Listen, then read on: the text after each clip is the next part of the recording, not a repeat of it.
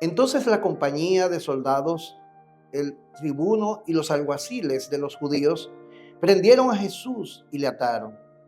Y le llevaron primeramente a Anás, porque era suegro de Caifás, que era sumo sacerdote aquel año. La porción que he leído está en Juan capítulo 18, desde el verso 12. Y Juan, en estos capítulos y el próximo capítulo 19, parcialmente, incluye allí todo lo relacionado con el juicio a Jesús. El Señor Jesucristo vino a morir por los pecados de su pueblo, clavado en aquella cruz, y tenía que haber un juicio, tenía que haber una condena, debía ser legítimo lo que ocurriera allí. Él no podía simplemente morir lapidado en algún lugar por la ira de algunos hombres, tenía que ser juzgado. Y resulta que hay dos juicios que considera Juan y los demás evangelios, los evangelios sinópticos. Hay un juicio religioso y hay un juicio político. Les animo a leer toda esta porción con esta mirada. El juicio religioso, su pueblo, a lo suyo vino y los suyos no le recibieron. Debía parir o dar como veredicto de culpable cuando fuera hallado que él era un blasfemo. Por eso, en el momento que ellos consideran que él está diciendo que es igual a Dios, en ese momento rasgan sus vestidos y le dicen: ya tenemos la evidencia, es un blasfemo. Ese es el juicio religioso. Su gente lo desechó. Aquellos a quienes él le vino a hacer bien, finalmente lo matan, lo condenan y lo matan. Ahora bien, ese argumento no era válido para los romanos. ¿Qué le importa a los romanos que él sea un blasfemo? Y es entonces donde entra el juicio político, protagonizado por Pilato. En aquel primer juicio está Anás, Caifás, ¿verdad? Y los demás miembros de la más alta instancia de la autoridad de los judíos. Pero de ese lado está allí Pilato. Y ellos necesitaban que Pilato lo declare culpable, pero no de blasfemo, sino un hombre que era capaz de revoltear, como diríamos, todo el pueblo, una gran revuelta, un revolucionario, que el imperio y el César se vieran en peligro por lo que este hombre fuera capaz de hacer, sobre todo ganando adeptos para su causa. Sin embargo, sabemos que ni en el primer caso él pudo ser hallado culpable, testigos falsos, ni en el segundo caso, en el segundo juicio, tampoco.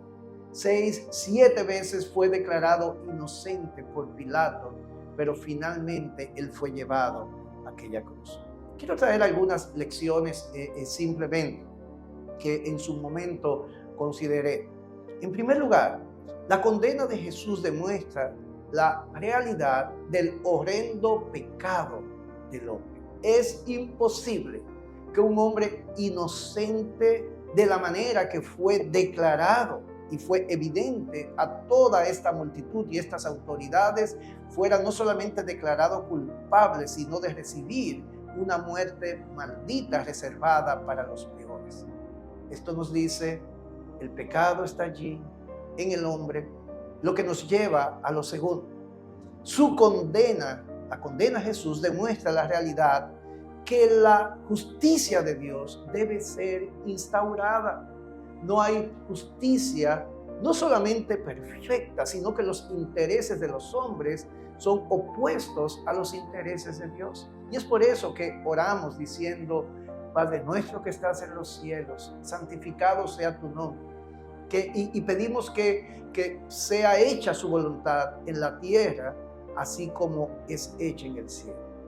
Pero sabemos, los que creemos en este libro y el cumplimiento de las promesas de Dios, sabemos que eso no va a ocurrir en esta tierra, que eso va a ocurrir cuando haya cielos nuevos y tierra nueva, donde no solamente no habrá lágrimas ni dolor para aquellos que han abrazado a Jesucristo como su Señor y Salvador, sino que vivirán en perfecta justicia.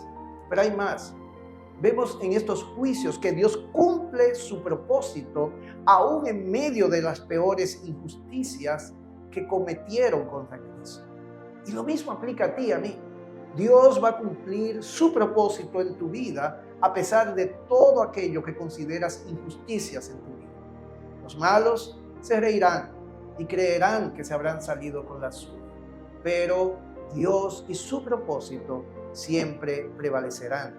Y como nos dice este texto de Romanos 8:28, todas aquellas cosas que inciden en tu vida obran para tu bien si es que amas a Dios. Tengo algo más que decir.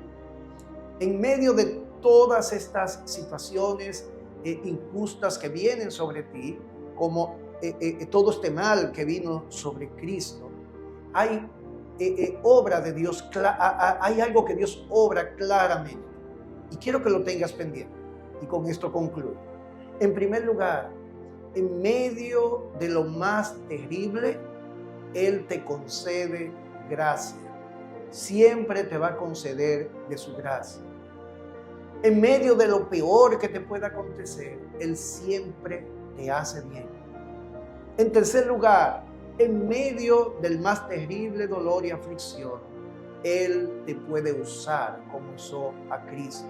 Tu vida ha de ser luz, y es más luz, como nos dice el Señor Jesucristo en las bienaventuranzas, cuando somos perseguidos. Y en cuarto lugar, en medio del más profundo dolor y aflicción, Él te estimula a esperar lo que realmente será un mundo perfecto. Las aflicciones en este mundo nos despegan de Él y nos hacen anhelar, desear cada vez más estar en la presencia de Dios.